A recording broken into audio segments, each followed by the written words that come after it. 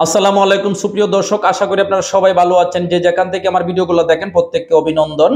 আজকে আমার ডেস্কটপে যার ছবিটা দেখতেছেন তাকে আপনারা অনেকেই চিনবেন। তার বাড়ি হইল ময়মনসিংহ এবং ফিরোজ ভাই ইসমাইল ভাইয়ের গ্রুপে কাজ করত। প্রথমেই চলেন তার মেয়ের মুখ থেকে কিছু কথাগুলো আমরা শুনে আসি। আসসালামু আলাইকুম প্রিয় দর্শক দেশবাসী, এই যে আমার বাবা, হ্যাঁ ফিরোজ আলম বাইনারটা পেটের মধ্যে কিন্তু পানিয়ে পেটটা বইরা গেছে। এখন বমি করে, কিচ্ছু খাইতে পারে না। কি অবস্থা, বমি করে, কিছু খাইতে পারে না কেন?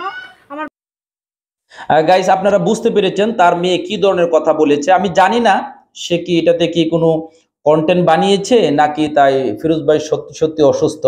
যদি সত্যি সত্যি ফিরোজ ভাই অসুস্থ থাকে তাইলে অবশ্যই আমি আল্লাহর কাছে বলবো যে অতি তাড়াতাড়ি যাতে ফিরোজ ভাইকে সুস্থ করে দেয়।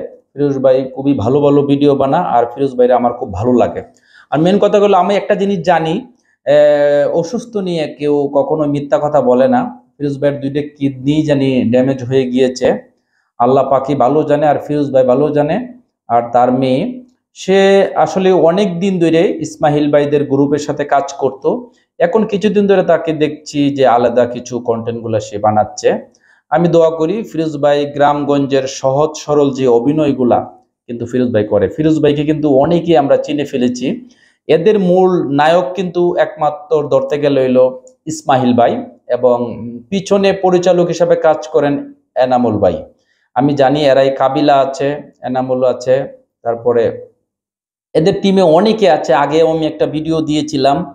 গাইস, আপনারা বুঝতে পেরেছেন ফিরোজ ভাই যদি সত্যি সত্যি অসুস্থ হয়ে থাকে সবাই দোয়া করবেন যাতে শীঘ্রই ফিরোজ ভাই সুস্থ হয়ে আবারও আমাদের সামনে নতুন কিছু ভিডিও নিয়ে আসতে পারে।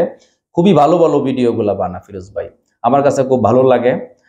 আল্লাহর কাছে এইটাই কামনা রইল যাতে ফিরোজ ভাই শীঘ্রই সুস্থ হয়ে যায়। গাইস, এটাই প্রত্যেকটা মানুষেরই কিন্তু মৃত্যুর স্বাদ বহন করতে হবে, এটি বাস্তব। কারণ সবাই একদিন না একদিন আমরা চলে যেতে হবে। তবু যতটুক পারি মানুষের সমালোচনা থেকে আমরা একটু বেঁচে থাকার চেষ্টা করি। কারণ সমালোচনা এমন একটা জিনিস, দেখেন, এটা আপনার ক্ষতি ছাড়া কোনো উপকারই করতে পারবে না। যতই বলবেন আপনার ক্ষতি হবে। আমি প্রত্যেককেই নিয়েই কিন্তু ভিডিওগুলো বানাচ্ছি।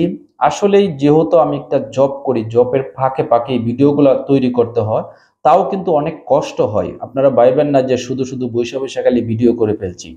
এটার একটা মানে প্ল্যান করতে হয়, এডিট করতে হয়, তারপরে অনেক কাজ থাকে। কাজগুলা করার পরে আপলোড করতে হয়, তারপর ভিডিও অনেকভাবে গুছিয়ে কিন্তু ছাড়তে হয়। এটা খুবই ঝামেলার কাজ, একবারে সহজ তা না।